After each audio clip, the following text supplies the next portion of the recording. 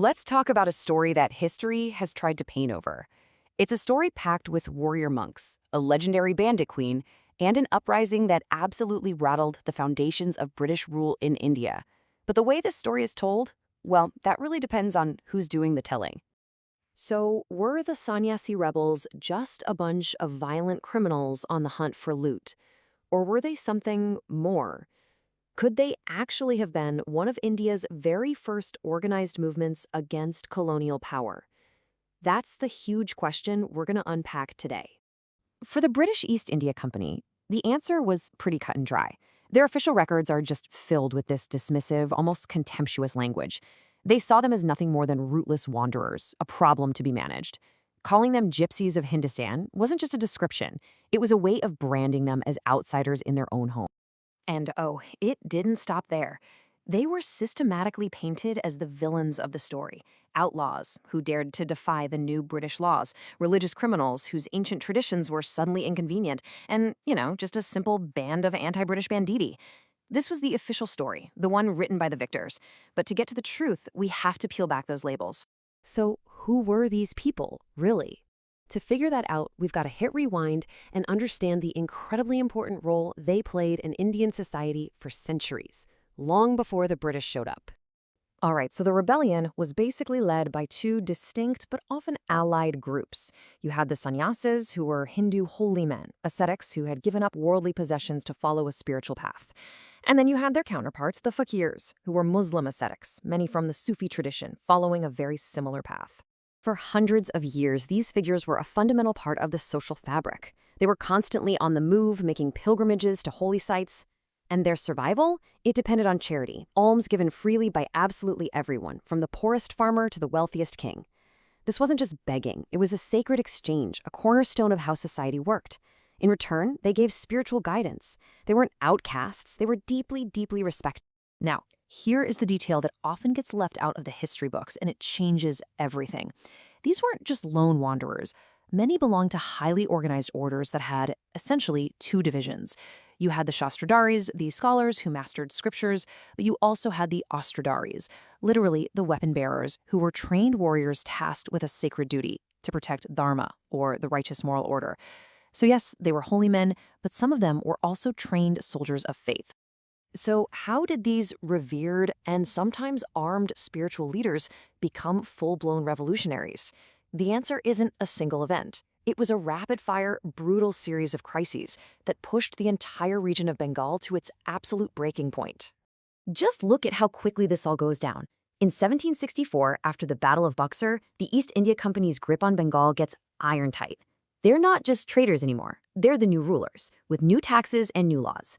Then, in 1770, a horrific famine hits, made so much worse by British policies. In the middle of all this suffering, a massacre. 150 unarmed sannyasis are killed by company soldiers. And then, the final insult in 1773. The British officially banned their ancient traditions of pilgrimage and collecting alms. It's now illegal. Let's just pause on this number for a second. 10 million people. That's the estimated death toll from the Great Bengal Famine. A third of the entire population. Just gone. The social and economic heart of the region was completely ripped out. The very people who used to give alms were now starving. The entire system of support that everyone relied on just collapsed. So from the British point of view, what was going on? Well, for the company, which was all about maximizing profit, these large groups of wandering men who didn't pay taxes and held the respect of the local people, they were a huge problem. They were unpredictable, they were uncontrollable, and they were a direct challenge to the company's absolute power. The British solution was simple. Control them, restrict them, and if that didn't work, get rid of them. So we're at a tipping point. Your entire way of life has just been criminalized. The people you've sworn to guide are dying in droves. Your spiritual duty is blocked by foreign soldiers. What choice is left when prayer and pilgrimage are answered with bullets? What happens is that the Ostradharis, those warrior monks, step forward. The call to protect Dharma is no longer just some abstract spiritual idea. It becomes a call to arms. It becomes a fight for survival against a foreign power that had shattered their land and its people. And out of this chaos, incredible leaders emerged. You had Majnu Shah, a charismatic fakir who rallied thousands to his banner. You had Bhavani Pathak, a sannyasi who was a master of guerrilla warfare. And then There was Devi Chatterjee, a landowner who had become the stuff of legend. This is where Devi Chodriani, the so-called bandit queen, showed her genius. As a local landowner, a Zamindar, she was also being squeezed by the new British tax system, so she sided with the rebels and used the massive river networks of Bengal as her battlefield. Her boats became these mobile fortresses. She launched lightning-fast raids on British interests and then just melt back into the waterways. She became a phantom they could never catch. A woman, a landowner, and a rebel leader defying every single expectation. And this is absolutely crucial. This wasn't just some rebellion of monks. It exploded into a true people's movement. Starving peasants, artisans who lost their jobs, soldiers from old armies, even landowners like Devi Chodriani, they all joined in. You had Hindu sannyasis fighting right alongside Muslim fakirs. It was this incredible display of unity against a common enemy, and it completely shatters that British story of them being a simple band of bandits.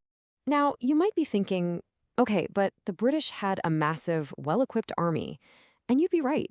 Militarily, the rebellion was eventually suppressed, but the story doesn't end there, not at all. Because the real victory of the Sannyasi Rebellion wasn't won on the battlefield. It was won in the hearts and minds of a nation that was yet to be born. That fighting spirit, that incredible act of unified defiance, it planted a seed. It was one of the first times that such a large, cross-community force had risen up against the British.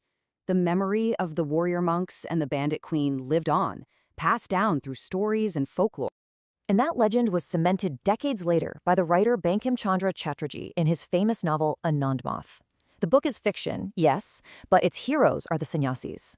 He portrays them as these disciplined, patriotic warrior monks fighting to free their motherland from foreign rule. And nestled inside the pages of that very novel is a poem, a hymn to the motherland called Vande Mataram. I bow to thee, mother. This song, directly inspired by the memory of the Sannyasi Rebellion, would become the rallying cry of India's independence movement.